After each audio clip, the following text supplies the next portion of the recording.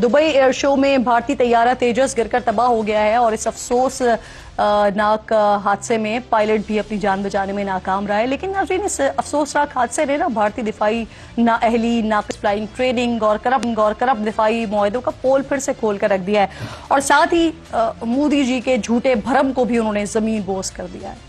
वतुइज़्ज़ु मन तशा वतुज़िल्लु मन तशा बियदिकल खैर इन्नका अला कुल्लि शैइन क़दीर। और बेशक अल्लाह रब्बिल जलाल पर जिसे चाहे इज्जत दे और जिसे चाहे जिल्लत दे।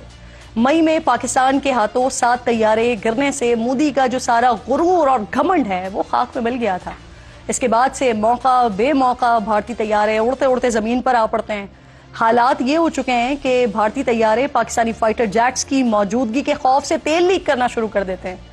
अभी 2 दिन पहले ही दुबई एयर शो में भारत को अपने लड़ाका तैयारे तेजस के ऑयल टैंकर लीक होने की शर्मिंदगी का सामना करना पड़ा था और आज इसी दुबई एयर शो में इसी बेड़े का तेजस तैयारा करतब दिखाते हुए जमीन पर आ गिरा। 2 साल से भी ना कम अरसे में तेजस तैयारे का यह दूसरा हादसा है और यहाँ आपको मेड इन इंडिया तेजस तैयारे से मुतालिक भी बता देते हैं कि तेजस को हिंदुस्तान एरोनॉटिक्स लिमिटेड तैयार करती है। इसको 4.5 जनरेशन का तैयारा करार दिया जाता है और जनरेशन के एतबार से इसे फ्रांसीसी फाइटर जेट राफेल के हम पल्ला कहा जाता है।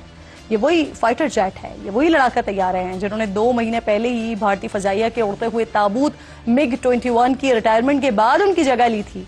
लेकिन लगता अब यह है कि MiG-21 की तरह तेजस भी उड़ते हुए ताबूत ही हैं। पिछले 2 सालों के दौरान अब तक 2 तेजस तैयारे किसी लड़ाई में नहीं बल्कि मश्क के दौरान या फिर नुमाइश